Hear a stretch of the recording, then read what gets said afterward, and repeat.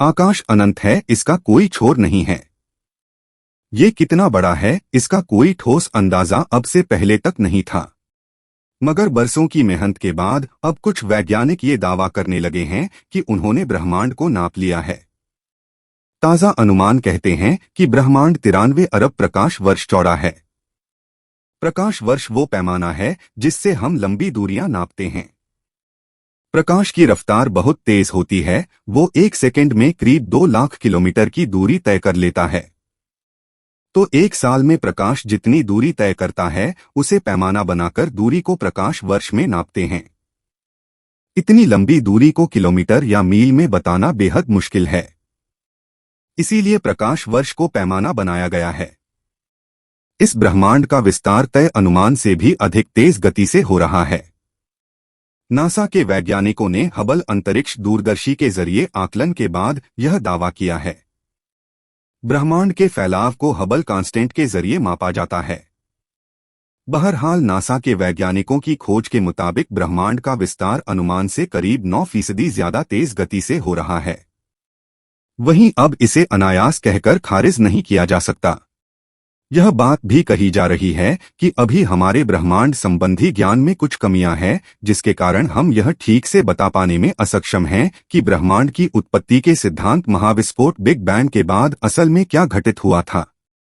वैज्ञानिकों का कहना है कि ब्रह्मांड के तेज गति से विस्तार की कहानी तब सामने आई जब पर्यवेक्षण में यह ज्ञात हुआ कि अंतरिक्ष में तारों का समूह गैलेक्सी अपनी जगह से काफी दूर घूम रहा है।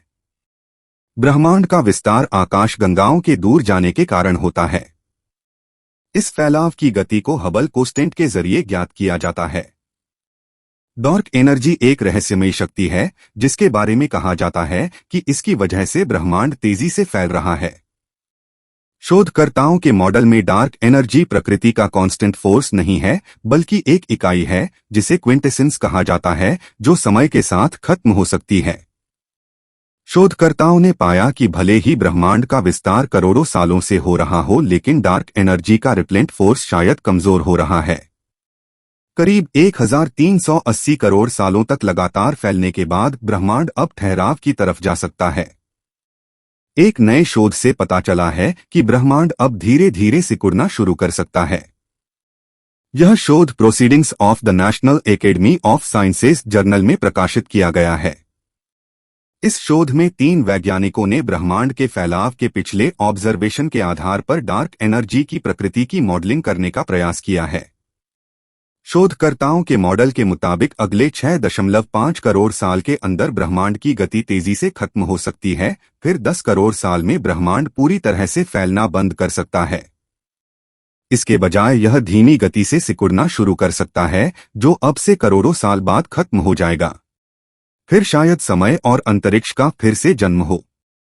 वैज्ञानिकों ने ब्लैक होल के एक क्रूर वर्ग का अवलोकन किया जो प्रारंभिक ब्रह्मांड में समय के फैलाव को प्रदर्शित करता है, जिससे पता चलता है कि उस समय आज की तुलना में केवल 5वां हिस्सा ही तेजी से बीतता था।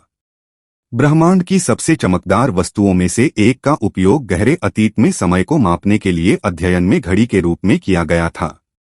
क्वासर अत्यधिक सक्रिय सुपरमैसिव ब्लैक होल हैं जो हमारे सूर्य से लाखों अरबों गुना अधिक विशाल हैं, जो आमतौर पर आकाशगंगाओं के केंद्रों में रहते हैं। वे अपने अत्यधिक गुरुत्वाकर्षण खिंचाव से अपनी ओर खींचे गए पदार्थ को निगल जाते हैं और उच्च ऊर्जा कणों के जेट सहित विकिरण की धार छोड़ते हैं, जबकि पदार्थ की एक चमकती डिस्क उनके चारों ओर घूमती है। आज महाविस्फोट के लगभग 14 अरब साल पश्चात की स्थिति देखें तो तारों के साथ उनका सौर मंडल बन चुका है। परमाणु मिलकर कठिन अणु बना चुके हैं, जिसमें कुछ कठिन अणु जीवन के मूलभूत कण हैं। यही नहीं, काफी सारे तारे मरकर ब्लैक होल बन चुके हैं। ब्रह्मांड का अभी भी विस्तार हो रहा है और विस्तार की गति बढ़ती जा रही है। विस्तार होते हुए ब्रह्मांड की तुलना आप एक गुब्बारे से कर सकते हैं। जिस तरह गुब्बारे को फुलाने पर उसकी सतह पर स्थित बिंदु एक दूसरे से दूर होते जाते हैं, उसी तरह आकाशगंगाएं एक दूसरे से दूर जा रही है। यह विस्तार कुछ इस तरह से हो रहा है जिसका कोई केंद्र नहीं है। हर आकाशगंगा दूसरी आकाशगंगा से दूर जा रही है।